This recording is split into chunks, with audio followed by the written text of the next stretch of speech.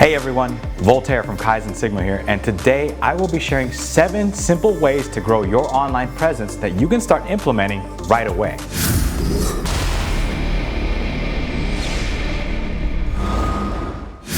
We'll start with one of the things that many of you would probably not think to include on this list, but we believe it deserves to be here. So here it is. Tip number 1, make time for social media. Success doesn't just come and find you, period. If you want online exposure, you need to deserve it. It's a very competitive world out there, and the only way to stand out from the crowd is to provide a consistent stream of quality content. And let's be honest, there's no shortcut here. Quality content will require time and effort. Now here's the thing, businesses tend to invest more time and energy into those activities that have a direct and immediate impact on their success. And by success, I mean profit. And we all know that social media is anything but immediate. So for businesses, it can be really hard to put money, time, and effort into things like social media, knowing that there isn't an immediate return on investment. That's why I wanted to emphasize that you need to commit to keeping an active social online presence. Those numbers won't go up by themselves. And although you may not see immediate results, investing in growing your brand online will definitely pay off in the long run. This takes us to number 2, stay consistent. Just like anything else in life and business, social media will reward you for your consistency. Although no one can know for sure how social media algorithms work, one thing is certain: inactivity kills your organic reach. Plus, consistency creates trust, and it allows people to get an idea about the kind of content they can expect to find on your profile. And this will definitely increase your chances of being followed by those who are interested in what you do. So, if there is one thing you take away from this list, it should be this one: being consistent is non-negotiable. Thankfully, this is not as hard as it may seem, since there are a bunch of tools available that allow you to pre-schedule your posts and automate almost everything. So go ahead and do that. It will save you loads of time. Number 3, engage first and engage back. Okay, this one is huge, and although all of us know it, most of the time we don't actually follow through. A lot of people forget that social media is not a monologue. It's a dialogue, and it was this two-way communication that made social media so popular in the first place. So just providing quality is not enough. You also need to become an active member of the community. Don't be one of those passive scrollers that never comment on anything. Believe me, nobody likes them.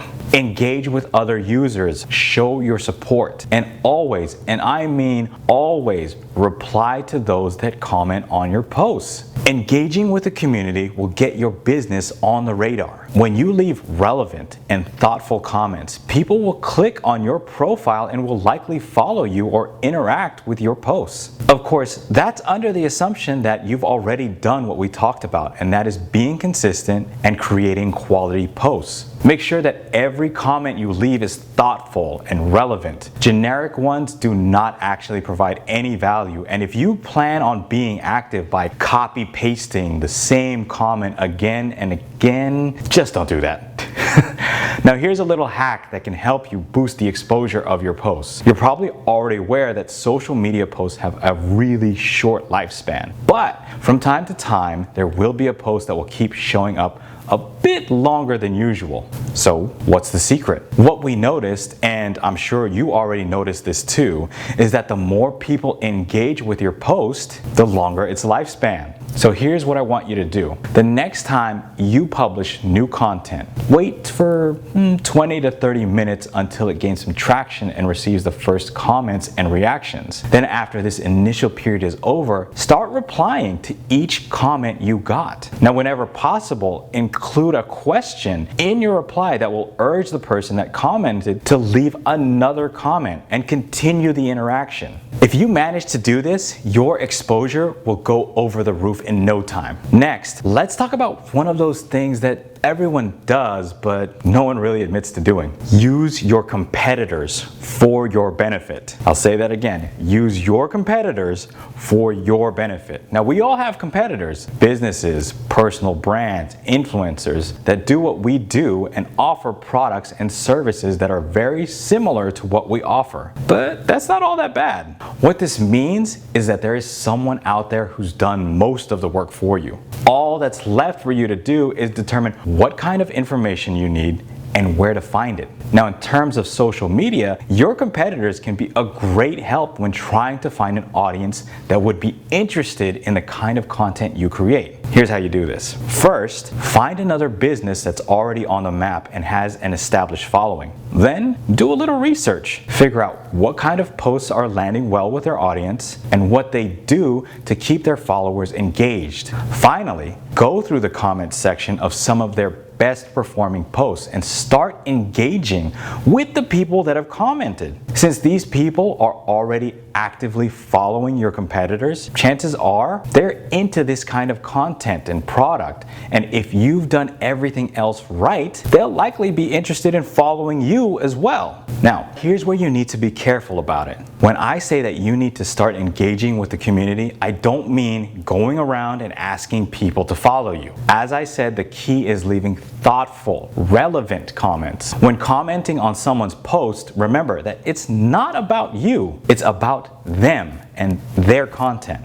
And finally, pick your battles. All of the large social media platforms are powerful, but not all of them will fit your business and brand. So don't just think about growing your online presence in general. Be more specific. What's your business about? Where does your target audience live online? Say you're an interior design business. When you're looking for interior design inspiration, most people won't go on Twitter, now would they? Instead, they choose a more visual platform like Instagram or Pinterest. For you, in this case, it would make sense to focus more on these platforms instead of Twitter and LinkedIn. I'm not saying that you shouldn't have a profile on Twitter or LinkedIn if you're an interior designer, but what I'm trying to say is you need to be smart with your battles. There's only so many hours in your working day. You cannot possibly be everywhere and provide quality work. So pick the platforms that are in alignment with your business and direct your efforts toward building a strong presence there. Focused action always yields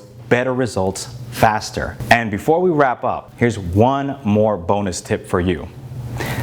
Experiment. In this video, we included some general tips that will work for anyone. However, based on your business, location, and target audience, there might be some things that will bring you amazing results and fail to work for others and vice versa. The only way you can find the approach that works best for your particular kind of business is by trial and error. So experiment. Try doing different things and see how they go. If something doesn't work, stop doing it and replace it with something else. And when you find something that works, do more of it. It's really, really that simple. Now, if you like this video, please like, comment, and subscribe to this channel so that we can keep creating amazing content that will help you meet and beat all of your marketing goals. I'll talk to you guys next time.